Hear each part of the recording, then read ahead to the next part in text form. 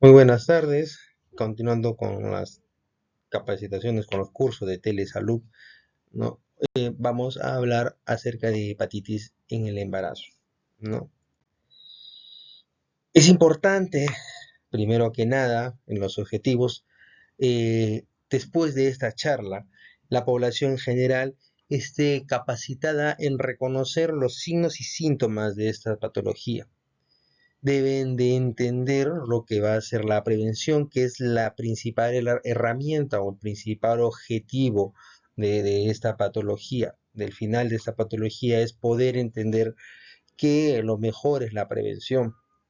Revisar de una manera sucinta y bastante superficial y bastante comprensible las fases fisiológicas de esta enfermedad, ¿no? Reconocer unos datos generales acerca de lo que es en qué consiste esta enfermedad, ¿no?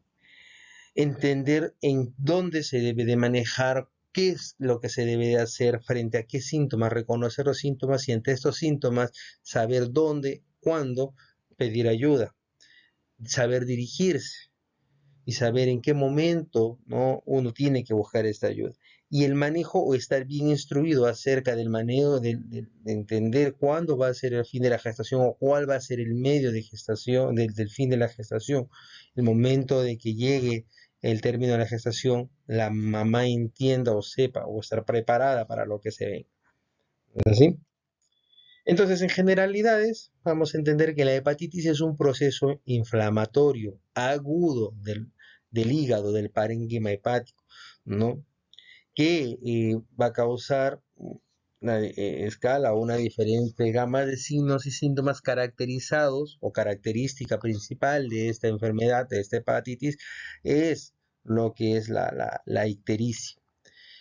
La causa más importante o lo más frecuente es la causa de etiología viral, que es producida por un virus que tiene diversas formas de transmisión, pero también puede ser causada por drogas, puede ser causada por alcohol, puede ser causada por alguna otra enfermedad que tenga la persona, no necesariamente algo viral, pero lo más frecuente y sobre todo lo que más nos llama la atención o lo más importante en la gestación es que es de causa viral.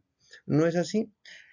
Es importante entender, ¿no?, que la prevención de esta enfermedad se orienta más que todo a prevenir lo que va a ser la transmisión madre a hijo, la famosa llamada transmisión vertical. ¿No es así? Y con esto, al limitar esta transmisión vertical hasta este nuevo ser, reducir lo que va a ser la incidencia de la hepatitis B crónica. En general, ¿no? O lo más importante o lo más frecuente de las etiologías es la causa viral, como ya la mencionamos.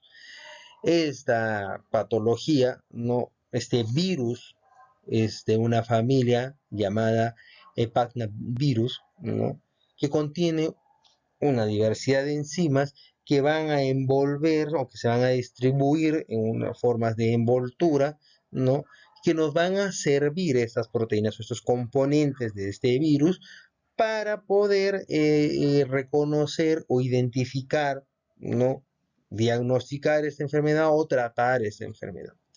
Lo importante que tienen que entender o que se tiene que saber es que el periodo de incubación, es decir, el periodo o el tiempo que hay desde que la persona se infecta hasta que desarrolla la enfermedad, es más o menos un promedio de 4 a 26 semanas.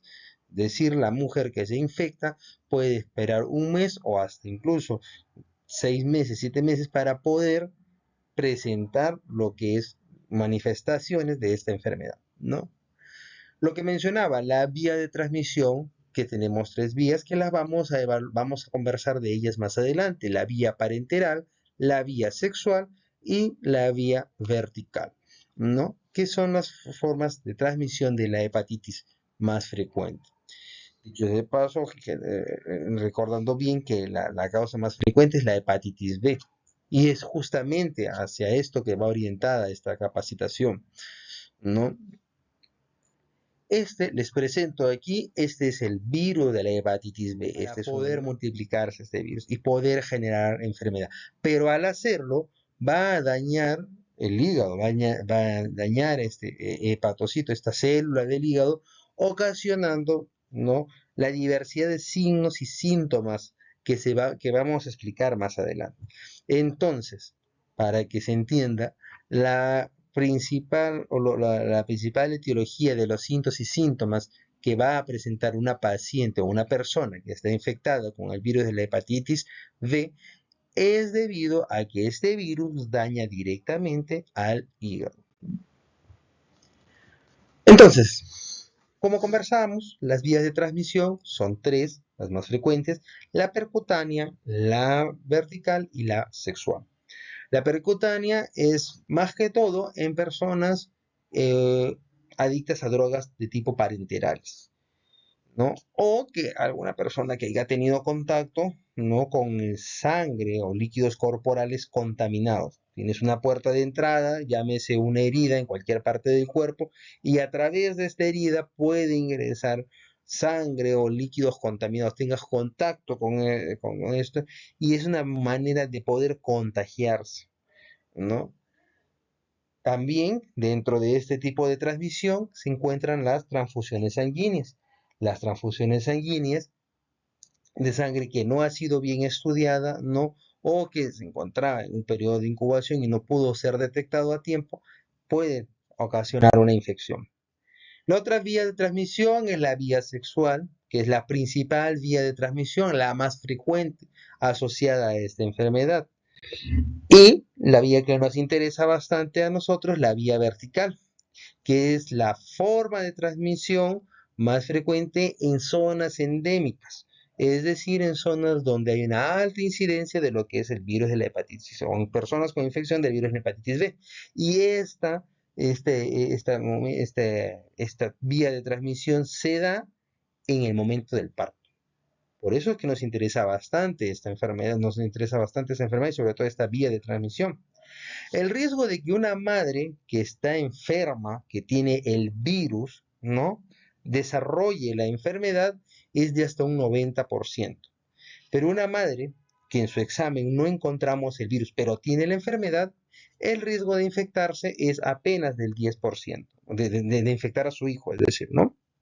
Las manifestaciones clínicas tenemos que tener en claro, o tenemos que tener en cuenta, que se pueden dividir en dos etapas: la fase preictérica, ¿no?, ¿no?, y la fase ictérica. En la fase preictérica vamos a tener síntomas generales que los podemos reconocer: el dolor abdominal, fiebre, malestar general, la disminución del apetito. La mujer va a disminuir su apetito, de lo que durante el embarazo el apetito de repente está un poco aumentado, disminuye este apetito. Y las náuseas y los vómitos que no pueden aparecer, ¿no?, de una manera no muy abrupta, digámoslo así, ¿no?, que pueden generar muchas molestias. Y esto puede generar incluso pérdida de peso, que se va a ver en la fase ictérica. En la fase ictérica desaparecen estos síntomas, pero empieza a presentarse una pérdida de peso. El hígado de la paciente empieza a crecer, empieza a sentir un bulto e incluso dolor en el costado derecho. Y esto se va a asociar a ictericia, se va a teñir de color amarillo. La ictericia es cuando la piel se pone completamente amarilla. Entonces, náuseas, vómitos, dolor abdominal, fiebre, malestar general, pérdida de peso, debe de acudir. La fiebre es un signo de alarma en una gestante, ¿no?, más aún si está acompañada de este cortejo. Entonces, cuando la paciente llega al centro de salud, ¿no?, se le va a tomar un examen, o se le puede tomar un examen, ¿no?, que es el antígeno de hepatitis B, ¿no?, un examen para hepatitis B, para poder diagnosticar si tiene la enfermedad o no. Esta es una prueba rápida que le realiza a toda gestante. Esta prueba debe de realizarse a todas las gestantes. Toda gestante que tiene control prenatales debe tener este examen, porque es una forma de tamizaje, como lo vamos a ver más adelante, ¿no? Entonces, la forma de prevenir esta enfermedad para evitar el diagnóstico es la aplicación de la vacuna, que debería haberse aplicado antes de la gestación, pero si no ha completado o no se ha realizado la vacunación previa a la gestación, la paciente debe de completar sus 3 dosis. La primera dosis debe de ser después de las 20 semanas de gestación. Eso lo va a determinar su ginecólogo o su obstetrista. En la segunda dosis va a ser un mes después de la primera dosis y la tercera dosis va a ser realizada un mes después de la segunda dosis. Tenemos este tipo de lo que van a ser las profilaxis, ¿no? Para evitar o disminuir la transmisión. Entonces, ¿cuál es la principal profilaxis o más conocida? Es la vacunación. La vacunación de la inmunoglobulina no específica para el virus de la hepatitis B, que se va a dar en las primeras 12 horas de vida. Esa vacuna que le colocan a tu bebito cuando nace, ¿no? En las primeras 12 horas es para virus de la hepatitis B. Tienes dos tipos de vacuna, la inmunoglobulina o la vacuna misma de la hepatitis B, que se van a colocar, se van a administrar dependiendo al paciente o dependiendo al caso individualizado que ya lo va a determinar tu médico, ¿no? La eficacia de esta profilaxis llega a un 85 o 95%, es decir, previene la transmisión vertical en un 85 o 95%. Nuestra norma técnica, que es la literatura base de esta presentación, nos resume lo siguiente.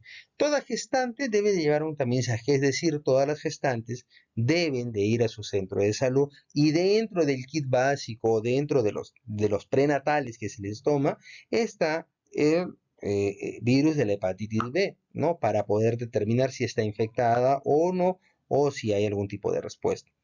Una vez realizada este tipo de examen, que es mediante una prueba rápida, no, en caso sea positivo, se tomarán otros exámenes posteriores, como son la carga viral o los estudios complementarios de la función hepática para evaluar cómo está la función del hígado. En el caso de que se confirme el diagnóstico, la paciente deberá recibir tratamiento, ¿no? Que va a ser después de las 24, 28 semanas hasta 4 meses después del parto. Y después de haber nacido el bebé, son 4 meses que debe de seguir recibiendo tratamiento esta mujer, ¿no? Y lo que le llama la atención a muchos, ¿cómo va a ser mi parto, doctor?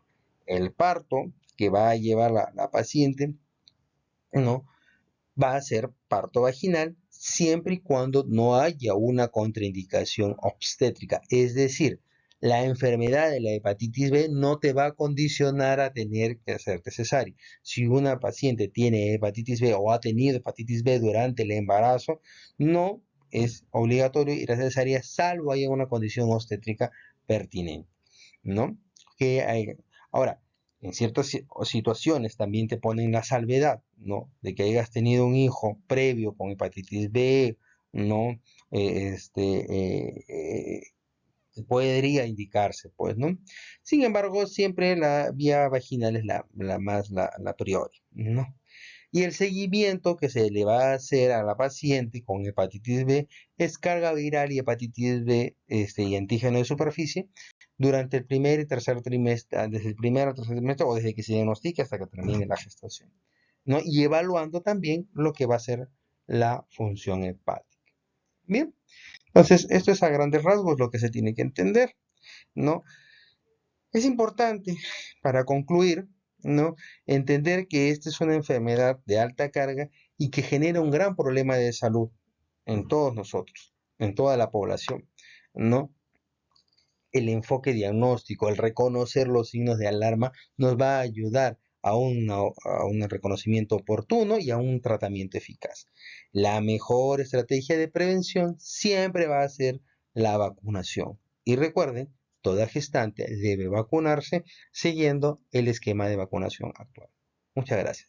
Esta persona, la piel y los ojos se ponen amarillos. Bien. Entonces, si tenemos estos síntomas, ¿qué es lo que tenemos que hacer? Es una imagen, una representación de lo